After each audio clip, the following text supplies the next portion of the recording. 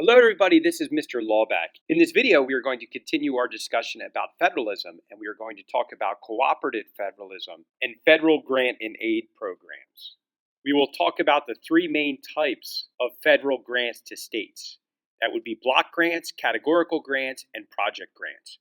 We will also talk about the positives and the negatives of federal grants to the states. So remember, federalism produces a dual system of government, one in which two basic levels operate over the same people and same territory at the same time. So here in Lower Merion Township in Narberth Borough, we are governed by the federal government, the national government, centered down in Washington, the state government of Pennsylvania, centered out in Harrisburg, and then Lower Merion Township and Narberth Borough government and Montgomery County government. The federal system also involves a broad area of shared powers. This is often called cooperative federalism. According to cooperative federalism, national, state, and local governments have to work together in close cooperation to provide services for citizens. Perhaps the best known examples of this intergovernmental cooperation are the many grants and aid programs, grants of federal money or other resources to the states and their cities, counties, and other local governments. Many of these governments are regularly strapped for funds. These grants often help them perform a large share of their everyday functions. The federal government has a lot more access to funds than do state and local level governments. The history of grant and aid goes back over 200 years to even the period before the Constitution. On through the 19th century, most states received grants of federal lands for a number of purposes: schools and colleges, roads, canals, flood control, and several other reasons. A large number of major state universities, for example, were founded as land-grant colleges. These schools were built with the money that came from the sale of public lands given to the states by the Morrill Act of 1862, which was actually passed during the Civil War. The Morrill Act established land-grant colleges such as Texas A&M to provide a practical education to students. Classes originally covered agriculture, military, science, and engineering. So the A&M is for agriculture and military in Texas A&M. Texas A&M now, of course, is a large university that offers many disciplines and degrees. You can take a look here at a map of many of the land-grant colleges and universities throughout the United States.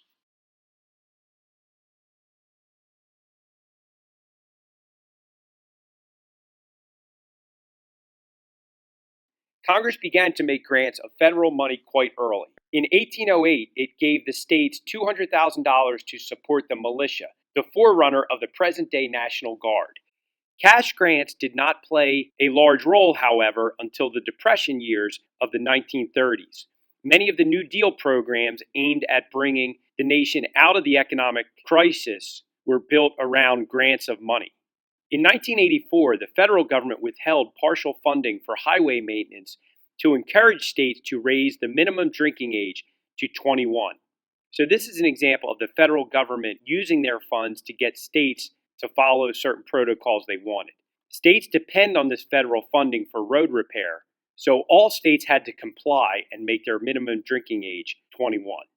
They could have not complied, and that would have been perfectly legal, but then they would not have been given that money from the federal government.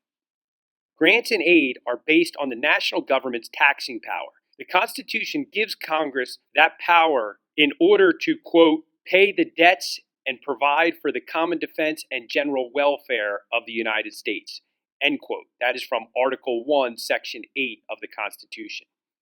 Today, these grants total about $400 billion a year and account for about a third of all state and local government spending each year. In effect, grant and aid blur the division of power lines in the federal system. They make it possible for the federal government to operate in many policy areas in which it would otherwise have no constitutional authority. For example, in the fields of education, low-income housing, law enforcement, and mental health. Critics of grant and aid have long made this point. They also argue that the grants, which usually come with strings attached, often give Washington a major, and they say unwarranted, voice in the making of public policy at the state and local levels. Conversely, proponents of grant and aid maintain that the many programs and projects made by grant and aid offset any negatives associated with the funds. This is a famous political cartoon which is critical of cooperative federalism.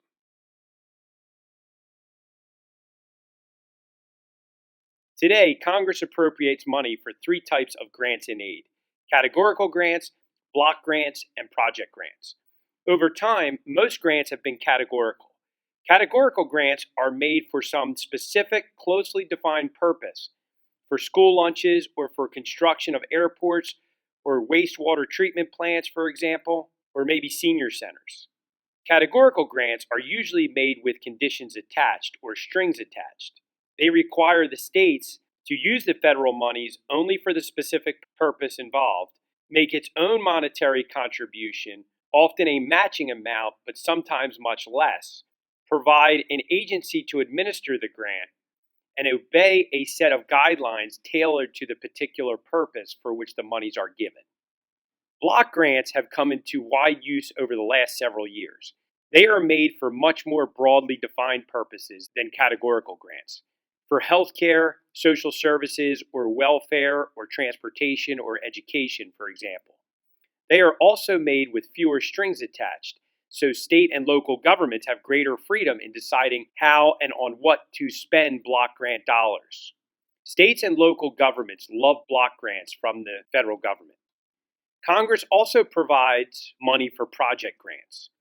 These are grants made to states, localities, and sometimes private agencies that apply for grants. The Department of Health and Human Services of the executive branch makes many project grants through its National Institutes of Health. For example, to support scientists engaged in research on cancer, diabetes, neurological disease, as recently as research into the pandemic and other medical issues. Many state and local governments also apply for these grants to fund their job training and employment programs. Other forms of federal aid. The national government aids states in several other important ways.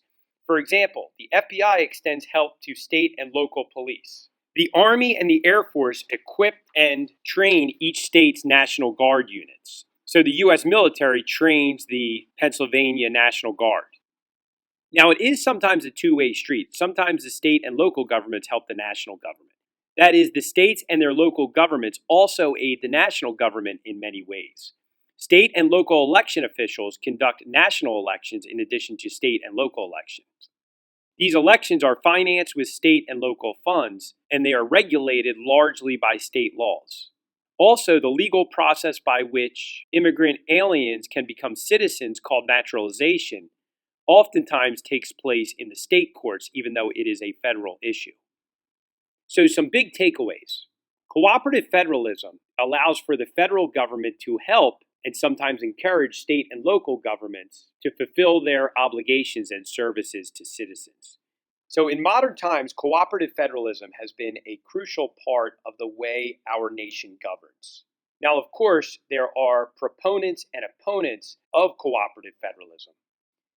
Cooperative federalism really came into the forefront following the Great Depression. I hope this information helps about cooperative federalism and the different types of grants and aid that are provided by the federal government.